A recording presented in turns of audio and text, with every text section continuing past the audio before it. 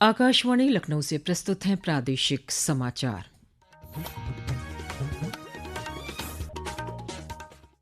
मुख्य समाचार। मुख्यमंत्री योगी आदित्यनाथ ने आज लखनऊ में 930 कंप्यूटर ऑपरेटरों को सौंपे नियुक्ति पत्र। कहा, बेहतर सुरक्षा से प्रदेश की अर्थव्यवस्था को मिली रफ्तार। नीट पुनर्परीक्षा के उम्मीदवारों को प्रवेश पत्र दिखाने पर राज्य सड़क परिवहन निगम की बसों में मिलेगी 50% की छूट। मुख्यमंत्री ने जरूरतमंद उम्मीदवारों के लिए ठहरने की अस्थायी व्यवस्था करने के भी दिए निर्देश। बदायूं में सड़क हादसे में 6 लोगों की मौत, 3 घायल। प्रधानमंत्री नरेंद्र मोदी और मुख्यमंत्री ने दुर्घटना पर जताया दुख। और लखनऊ में खेला जा रहा है भारत अफगानिस्तान के बीच एक दिवसीय मैच। टीम इंडिया ने जीत के लिए खड़ा किया 403 रनों का लक्ष्य। नमस्कार, प्रदेश के समाचारों के साथ मैं मनीषा पाठक। अब समाचार विस्तार से।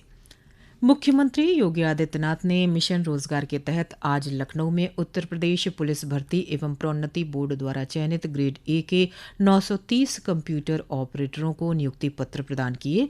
इस अवसर पर उन्होंने कहा कि आप सभी प्रधानमंत्री नरेंद्र मोदी के विकसित भारत विजन को बढ़ाने के सारथी हैं। श्री योगी ने कहा कि ड्यूटी के प्रति सजगता और हर कार्य में गंभीरता होनी चाहिए। ड्यूटी के दौरान रील बनाना अनुशासनहीनता है। मुख्यमंत्री ने कहा कि सुरक्षा के बेहतरीन वातावरण में अर्थव्यवस्था को गति मिली है। 9 वर्ष में यूपी की अर्थव्यवस्था तथा प्रति व्यक्ति आय 3 गुना से अधिक बढ़ी है। हमने प्रदेश के अंदर जो ट्रांसपेरेंसी लाने का कार्य किया, भर्ती आयोगों में, बोर्डों में, उसके परिणाम आए हैं। हमने 9 लाख से अधिक तो केवल सरकारी नौकरी दी है। प्रदेश के अंदर सुरक्षा का जो वातावरण बना है, लाखों नौजवानों को उसके माध्यम से निवेश से और उद्योगों की संख्या, आप सोचो कि यूपी के अंदर कुल 14,000 बड़े कारखाने थे, कुल 14,000, इतनी बड़ी आबादी का राज्य। एमएसएमई लगभग बंद हो गया था। आज हमारे पास बड़े कारखानों की संख्या इन 9 वर्ष में 32,000 से अधिक हुई है। प्रदेश में नीट पुनर्परीक्षा के उम्मीदवारों को प्रवेश पत्र दिखाने पर राज्य सड़क परिवहन निगम की बसों के किराए में 50% की छूट दी जाएगी। मुख्यमंत्री योगी आदित्यनाथ ने इस संबंध में अधिकारियों को निर्देश दिए हैं। राज्य के 59 जिलों में 21 जून को होने वाली नीट परीक्षा में लगभग 3.5 लाख उम्मीदवारों के शामिल होने की संभावना है। मुख्यमंत्री ने कहा है कि परीक्षा के लिए दूसरे जिलों में जाने वाले और वहां ठहरने के लिए स्थान की समस्या से जूझ रहे उम्मीदवारों के लिए अस्थायी व्यवस्था की जाए। इस संबंध में परिवहन निगम ने निर्देश जारी कर दिए हैं।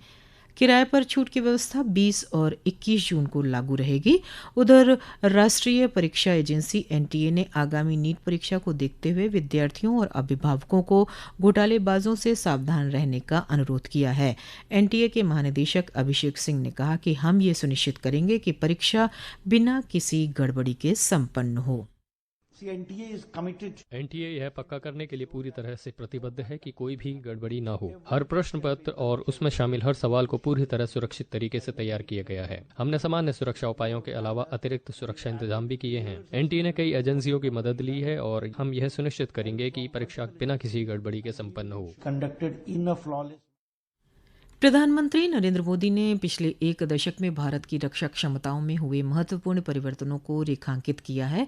एक सोशल मीडिया पोस्ट में उन्होंने कहा कि पिछले 12 वर्षों में रक्षा क्षेत्र में हुई प्रगति आत्मनिर्भरता के माध्यम से राष्ट्रीय सुरक्षा को मजबूत करने पर भारत की प्रतिबद्धता को दर्शाती है। इसी क्रम में मुख्यमंत्री योगी आदित्यनाथ ने कहा कि सुरक्षित भारत ही विकसित भारत की आधारशिला है। एक सोशल मीडिया पोस्ट में श्री योगी ने कहा कि प्रधानमंत्री के नेतृत्व में बीते 12 वर्षों में भारत ने सुरक्षा और सामरिक सामर्थ्य के क्षेत्र में नई ऊंचाइयों को प्राप्त किया है।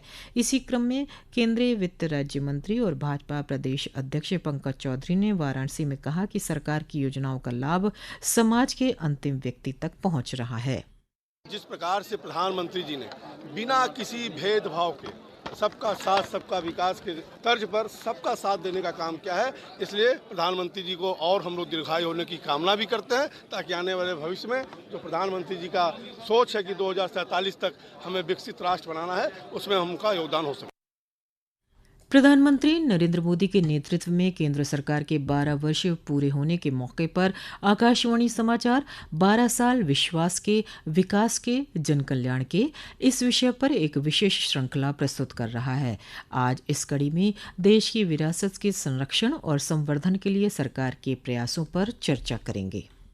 पिछले 12 वर्षों में प्रधानमंत्री नरेंद्र मोदी के नेतृत्व में भारत ने अपनी सभ्यतागत धरोहर के संरक्षण और संवर्धन के लिए कई ऐतिहासिक पहल की है। इनमें सबसे महत्वपूर्ण क्षण जनवरी 2024 में आया, जब प्रधानमंत्री नरेंद्र मोदी ने अयोध्या में भव्य श्री राम जन्मभूमि मंदिर में रामलला की प्राण प्रतिष्ठा की। आकाशवाणी समाचार से बातचीत में एक श्रद्धालु पंकज जड़िया ने अपनी हाल ही में की अयोध्या यात्रा के अनुभव साझा किए। अभी थोड़े दिनों पहले मैं अयोध्या गया था। वहाँ हमने प्रभु राम के दर्शन किए। वहाँ व्यवस्था बहुत ही बढ़िया है। भीड़ को मैनेज के लिए सरकार ने बढ़िया प्रबंध कर रखा है। मंदिर का प्रांगण बहुत ही भव्य है। सभी लोग लाइन में लगकर प्रभु का दर्शन करते हैं। वहीं वाराणसी में दिसंबर 2021 में समर्पित काशी विश्वनाथ कॉरिडोर ने तीर्थ यात्रियों के अनुभव को पूरी तरह बदल दिया है। वर्ष 2014 से मार्च 2025 तक काशी में 48,000 करोड़ रुपए से अधिक लागत वाली 580 विकास परियोजनाओं पर काम शुरू किया गया। वाराणसी के निवासी प्रियांशु सिंह ने कहा कि काशी विश्वनाथ कॉरिडोर मंदिर आने वाले श्रद्धालुओं को आसान और सुविधाजनक पहुंच प्रदान कर रहा है। काशी में मोदी जी ने बहुत काम किया है। पहले मंदिर तक जाने वाला रास्ता काफी सकरा हुआ करता था, जिससे बहुत ही ज्यादा दिक्कत होती थी, पर अब कॉरिडोर बनने से भीड़ भी व्यवस्थित रहती है और लोगों को भी दर्शन करने में काफी आसानी होती है। ये परिवर्तनकारी पहले भारत की उस प्रतिबद्धता को दर्शाती हैं, जिसके तहत देश अपनी सांस्कृतिक जड़ों को सहेजते हुए आत्मविश्वास के साथ भविष्य की ओर अग्रसर है। सकलैन अख्तर, आकाशवाणी समाचार, दिल्ली।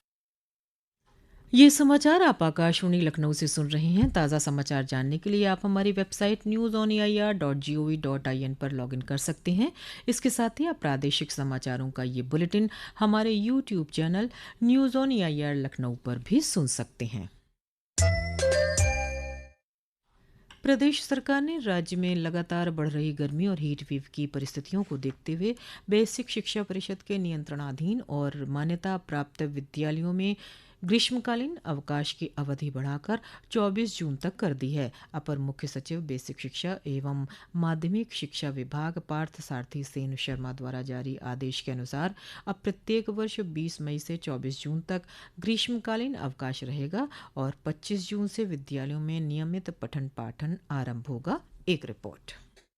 नई व्यवस्था से पूरे प्रदेश में एक रूपता सुनिश्चित होगी और विद्यार्थियों, अभिभावकों तथा शिक्षकों को स्पष्ट शैक्षणिक कैलेंडर उपलब्ध हो सकेगा। सरकार ने यह भी सुनिश्चित किया है कि विद्यालय खुलने से पहले सभी आवश्यक तैयारियां पूरी कर ली जाएं। अपर मुख्य सचिव ने निर्देश दिया है कि शिक्षा का अधिकार अधिनियम के तहत निर्धारित प्रावधानों के अनुरूप प्रत्येक शैक्षणिक सत्र में न्यूनतम 220 कार्य दिवस और नियमित पठन पाठन सुनिश्चित किया जाए। जिलाधिकारियों को भी स्थानीय स्तर पर अवकाश घोषित करने से पूर्व इस विधिक प्रावधान को ध्यान में रखने के निर्देश दिए गए हैं। समाचार कक्ष से राघवेंद्र त्रिपाठी। बदायूं जिले के थाना उजानी क्षेत्र में ग्राम बुटला के पास आज एक ट्रैक्टर और ई रिक्शा में हुई टक्कर में 6 लोगों की मृत्यु हो गई, जबकि 3 व्यक्ति घायल हो गए। घायलों को उपचार के लिए राजकीय मेडिकल कॉलेज बदायूं में भर्ती कराया गया है। प्रधानमंत्री नरेंद्र मोदी ने बदायूं में हुई दुर्घटना में जान माल के नुकसान पर गहरा दुख व्यक्त किया है। सोशल मीडिया पोस्ट में श्री मोदी ने शोक संतप्त परिवारों के प्रति अपनी संवेदना व्यक्त की और कहा कि उनकी सहानुभूति उन सभी के साथ है जिन्होंने अपने प्रियजनों को खो दिया है। उन्होंने घायलों के शीघ्र स्वस्थ होने की कामना भी की। मुख्यमंत्री योगी आदित्यनाथ ने भी हादसे में हुई जनहानि पर गहरा शोक जताया है। लखनऊ में भारत रत्न अटल बिहारी वाजपेयी इकाना स्टेडियम में आज भारत और अफगानिस्तान के बीच दूसरा एकदिवसीय मैच खेला जा रहा है। शुभमन गिल और ईशान किशन के शतकों की बदौलत भारतीय टीम ने अफगानिस्तान के सामने जीत के लिए 403 रनों का लक्ष्य रखा है। समाचार मिलने तक अफगानिस्तान ने 2 विकेट के नुकसान पर 86 रन बना लिए हैं। अंत में मुख्य समाचार एक बार फिर। मुख्यमंत्री योगी आदित्यनाथ ने आज लखनऊ में 930 कंप्यूटर ऑपरेटरों को सौंपे नियुक्ति पत्र। कहा बेहतर सुरक्षा से प्रदेश की अर्थव्यवस्था को मिली रफ्तार। नीट पुनर्परीक्षा के उम्मीदवारों को प्रवेश पत्र दिखाने पर राज्य सड़क परिवहन निगम की बसों में मिलेगी 50% की छूट। मुख्यमंत्री ने जरूरतमंद उम्मीदवारों के लिए ठहरने की अस्थायी व्यवस्था करने के भी दिए निर्देश।